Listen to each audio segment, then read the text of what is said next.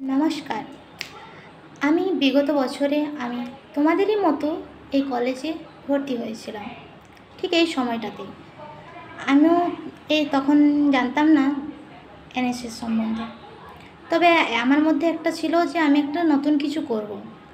আমি একদিন আমাদের কলেজের যেদিন 15ই আগস্ট আমাদের স্বাধীনতা দিবস পালন হচ্ছিল কলেজের মধ্যে, তো আমি সেদিন এসেছিলাম।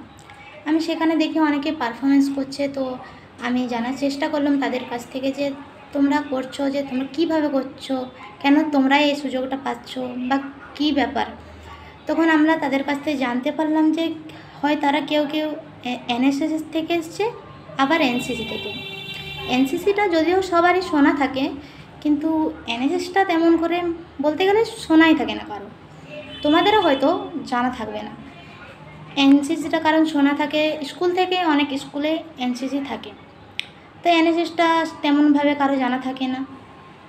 তোমাদের জানার সুবিধার্থে আমি বলবো এনএসএস করা খুবই ভালো। জীবনে একবার এনএসএস করা সবারই দরকার। যদি এবার তোমাদের আমি এনএসএস সম্বন্ধে বলি যে এনএসএস কী, তাহলে বলতে পারি এনএসএসের ফুল ফর্ম হচ্ছে এনএসএস, মানে national service scheme, national service scheme.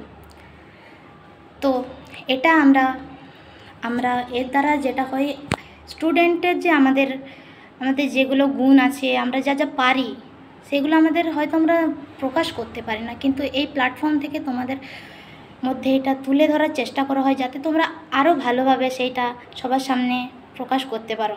NSS তোমাদের অনেক কিছুই শেখাবে। আমার ক্ষেত্রে আমি বলছি, আমি সত্যি বলতে আমি তেমন কিচ্ছু পারতাম না।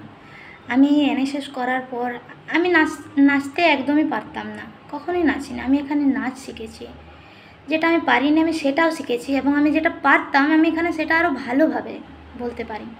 আমি আমি তোমাদের সামনে বলছি, কথা বলছি, এটা আমি কখনোই পারতাম না, আমার বই করতো। আমি যখন প্রথমবার এভাবে বলি, আমি 15 সেকেন্ড মাত্র বলতে পেরেছিলাম, আমি এর বেশি কিছু বলতেই পারিনি। আমি বলবো সত্যি এনএসএস করা উচিত। তুমি যে জিনিসগুলো পিছিয়ে তুমি সত্যি এগোতে পারবে, অনেক কিছু করতে পারবে। আমরা এনএসএসের সাহায্যে আমরা যে কাজগুলো করে থাকি, সাধারণত আমাদের কাজ সমাজের সেবা করা। সমাজের সেবা করলে সত্যি বলতে একটা আমাদের আমাদের অনেক কিছু খারাপ ভালো দিক থাকে, কিন্তু এইসব কাজের মাধ্যমে আমাদের মনগুলো পরিষ্কার হয়। যখন তুমি একটা মানুষের সাহায্য করবে, তুমি বুঝতে পারবে যে তোমার মধ্যেও ভালো গুণ আছে, তুমি আরও অনেক কিছু পারো। হ্যাঁ, আমাদের সবাই হয়তো কেউ গরিব, কেউ বড়লোক, সবার কাছে অনেক টাকা থাকে, কিন্তু এখানে আমরা বিনা টাকা লাগে না এমনটা নয়, কিছুটা টাকার সাহায্যে যে একটা আমরা যে আমাদের অ্যাডপ্টেড ভিলেজ আছে, সেখানে বাচ্চাদেরকে পড়াই, তাদেরকে খেলা বা ধুলা যাই করাই না কেন, তাদেরকে যখন আমরা তাদের হাতে কিছু একটা জিনিস তুলে দিতে পারি না, তাদের যে মুখের হাসিটা, সত্যি বলতে সেটা আমাদের কাছে যতই ধন চলে আসুক না কেন, আমরা সেটা দিতে পারবো না, কখনোই আমরা ওই আনন্দটা উপভোগ করতেই পারবো না। হ্যাঁ, আমরা এই এনএসএসের সাহায্যে অনেক কিছু কাজ করেছি। আমরা সেই বিগত যখন শীতটা চলছিল, সেই সময় আমরা বস্ত্র দান করেছিলাম, যে কাজটা আমার খুব ভালো লেগেছিলো। পুজোর পর আমাদের মণ্ডপগুলো অনেক নোংরা হয়ে যায়, মাঠে সাধারণত মণ্ডপ হয়, সেগুলো পরিষ্কার করা, আমাদের কলেজে যে এত আবর্জনা যদি হয় তখন পরিষ্কার করা। তারপর বলতে গেলে গাছ আমরা তেমন কেউই লাগাই না, কিন্তু আমি সত্যি বলতে আমি তো লাগাইনি, হয়তো তোমরা লাগাও কেউ বা কেউ লাগাও না, কিন্তু আমি লাগাইনি, কখনোই গাছ লাগাইনি। কিন্তু এই এনএসএসে আসার পর আমি গাছ লাগিয়েছি। এমনকি আমি আগে যদি আমার মা গাছ লাগাতো, আমি তাও বলতাম, মা গাছ কেন, বাড়িটা কি তুমি জঙ্গল বানাবে? মা অনেক গাছ লাগায়, কিন্তু আমি মাকে বোকা দিতাম। কিন্তু এখানে আসার পর আমার মনটা সত্যি অনেকটাই বদলে যায়। আমি এখানে এসে পর গাছ লাগাই, আমি বাড়ি গিয়েও মাকে বলি গাছ লাগাও, হ্যাঁ মা তুমি লাগাও, আমি জল দেব, এইরকম আর কি। মনের মধ্যে অনেকটা পরিবর্তন আসে। আমি আগে কী হতো, আমি খাবার দাবার খেতাম যেখান সেখান ফেলে দিতাম, কিছু হতো না, কিন্তু এখন আমি যদি বাইরে গিয়েও খাবারটা খাই, আমি ব্যাগে ভরে রাখি কাগজটা, আমি যেখান সেখান নোংরা ফেলি না। হ্যাঁ, এটাই আমার পরিবর্তন হয়েছে এই এনএসএসের মাধ্যমে। যদি আমি বলতে যাই এনএসএস কি, সত্যি এনএসএস অনেক সুন্দর। আর আমি বলবো আমাদের সিনিয়র দাদা দিদিরা আমাদেরকে এমনভাবে ট্রিট করে যে আমরা এনএসএসটা ভালোবাসতে আমরা বাধ্য হয়েছি। তাদের তাদের মানে পরিচালনায় আমরা এত সুন্দরভাবে কাজ করেছি, তারা এত ভালোভাবে আমাদের ভুলগুলো ধরিয়ে দেয়, এমনকি আমরা কোনো ঠিক কাজ করলেও বলে আমাদেরকে আরও আগে বাড়ানোর চেষ্টা করে। এখানে এসে পর আমি একটা নতুন পরিবার পেয়েছি। সত্যি এনএসএস একটা পরিবারের মতো, আমরা একটা নতুন পরিবার পেয়েছি। এই এনএসএস থেকে আমরা আমাদের কলেজ অনেক কিছু পেয়েছে, সেটা সত্যি অস্বীকার করার নয়। আমি তার মধ্যে তোমাদের কিছু দেখাতে চাইবো বা বলতে চাইবো। সমাজসেবামূলক কাজ তো আমরা করেই থাকি, কিন্তু আমরা যাতে আমাদের কালচার, আমাদের যা কিছু শিক্ষা আমরা বাইরে দিতে পারি এবং বাইরের কিছু আমরা নিতে পারি, তার জন্য আমাদের সরকার অনেক কিছু এই এনএসএসের জন্য করেছে। তার মধ্যে একটা আমাদের হয় স্টেট আরডি, যেটা আমি তোমাদেরকে দেখাবো। এটা হলো আমাদের কলকাতাতে আমাদের আরডি প্যারেড। রিপাবলিক ডেতে যে প্যারেড করা হয় সেটা বিগত 2015 সাল থেকে হয়ে আসছে। আমাদের কলেজ 15 সাল থেকেই এটাতে পার্টিসিপেট করছে। আমরা এভাবে অনেক আগে এগিয়ে যাচ্ছি। এবছরও গিয়েছিল অনেকেই।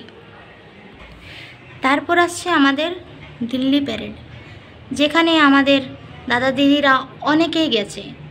এমনকি ওখানে গিয়ে পর যে সামনে সবার প্রথম লিড করে কন্টিনজেন্ট লিডার হিসাবেও আমাদের কলেজেরই একজন দাদা ছিল। এটা সত্যি আমাদের গর্ব।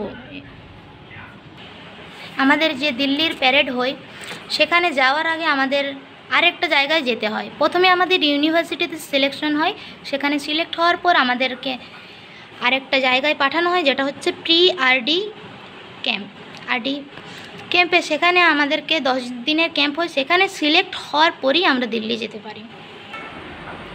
এই প্যারেডের পাশাপাশি আমাদের আরও এক ধরনের ক্যাম্প হয়, যেটা হচ্ছে NIC camp, national integration camp, যেখানে আমাদের প্রত্যেকটা কলেজ থেকে প্রায় একজন করে পাঠানো হয় এবং অনেকগুলো রাজ্য থেকে আসে, একত্রিত হয়। সেখানে আমাদের কালচার এক্সচেঞ্জ করা হয়, যেখানে আমরা অনেক কিছু শিখতে পারি, নতুন ভাষা, নতুন মানুষদের সাথে মেশা। আবারও আমাদের আরেকটা ক্যাম্প হয়, যেটা হচ্ছে ইউথ ফেস্টিভ্যাল, যেখানে অনেক জায়গা থেকে লোক আসে, অনেক বড় বড় অনুষ্ঠানও হয় খুব সুন্দরভাবে। সেখানেও এভাবেই অনেক আমাদের কালচার এক্সচেঞ্জ, কেউ ভালো বলতে পারলে সেখানে বলার সুযোগ দেওয়া হয়। অন্যান্য কলেজে গিয়ে পর সবার সাথে মেশা, তাদের সাথে কালচার এই এনএসএস থেকেই আমাদের দাদা দিদিরা ইন্টারন্যাশনালের মতো জায়গাতেও গিয়েছিল। একজন দাদা, এই দেখো তোমরা দেখতে পাচ্ছ, একজন দাদা চায়নার মতো জায়গাতেও গিয়েছিল। সেখানে যেতে কোনো ধরনের টাকা পয়সার প্রয়োজন হয়নি, সম্পূর্ণ ফ্রি, যাতে তুমি কিছু শিখতে পারো, তুমি তোমার দেশকে তাদের কাছে